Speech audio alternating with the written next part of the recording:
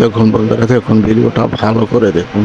আসলে আমার শান্ত ভাই 100 সেঞ্চুরি করেছেন টেস্টে। আসলে প্রথম এক দিনেই সে আসলে সেঞ্চুরি হাঁকিয়ে ফেলেছেন। তো বন্ধুরা, এইরকম একটি প্লেয়ারকে আসলে ক্যাপ্টেন্সি থেকে বাদ দিয়ে আসলে তারপর খেলায় নেওয়া হয়েছে, এবং সেই খেলার আমার মনে করি সেই জবাবটা আসলে দিয়েছে শান্ত। আমার প্রিয় খেলোয়াড় শান্ত ভাইকে কেন তারা আসলে খেলাতে ক্যাপ্টেন্সি তার কেড়ে নিল, এবং দিল কাকে? মেহেদী মিরাজকে। আমি মেহেদী মিরাজকে খারাপ প্লেয়ার বলবো না, শুধু এটাই বলবো যে আমার শান্ত ভাই চাইতো কি মেহেদী মিরাজ এত ভালো খেলে। দেখছেন টেস্টে আসলে কি করিয়ে ফেলেছে আমার শান্ত ভাই।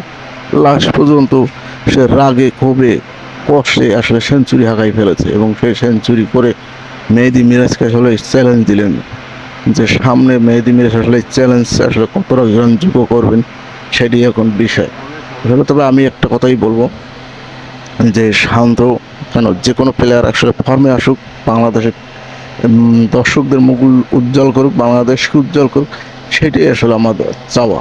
তো বন্ধুরা, তো সবাই কমেন্ট করে জানিয়ে দেবেন আসলে মেহেদী মিরাজকে ক্যাপ্টেন্সিটা দেওয়াটা ঠিক হয়েছে না শান্তর কাছ থেকে ক্যাপ্টেন্সি কেড়ে নেওয়া ঠিক হয়েছে, কোনটা হয়েছে আপনারা কিন্তু অবশ্যই একটু কমেন্ট করে জানিয়ে দেবেন। এবং শান্ত ক্যাপ্টেন্সি নেওয়ার পরপরই কিন্তু আসলে সে সেঞ্চুরি করে দেখিয়ে দিল যে আসলে তার ভিতর যে একজন খেলোয়াড় আছে, তার সে আসলে পারে, সেইটাই আসলে জিনিসটা দর্শকদের সামনে দেখিয়ে দিল যে আসলে সে আসলে কেমন কোন ধরনের প্লেয়ার। এখন বিষয় হলো মেহেদী মিরাজের এখান থেকে আসলে কতটা কামব্যাক করে আসলে ক্যাপ্টেন্সি পাওয়ার পরে সে কতটা ভালো খেলবে এবং শান্তর এই জবাবটা আসলে ফিরিয়ে দেবে, সেইটাই আসলে দর্শক দেখার অপেক্ষায়। তো আসলে দর্শকরা আমরা খেলার মাঠেই এসে দেখতে চাই আসলে কি করতে পারে মেহেদী মিরাজ এবং শান্ত। না না না, ভিডিওগুলো যদি অবশ্যই ভালো লাগে অবশ্যই একটু কমেন্ট করবেন এবং একটু শেয়ার করবেন। তো বন্ধুরা, আজ এ পর্যন্তই।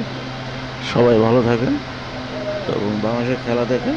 আশা করি বাংলাদেশ এই সিরিজটা জিতবে, সেই প্রত্যাশাই এখানেই রাখলাম। ধন্যবাদ।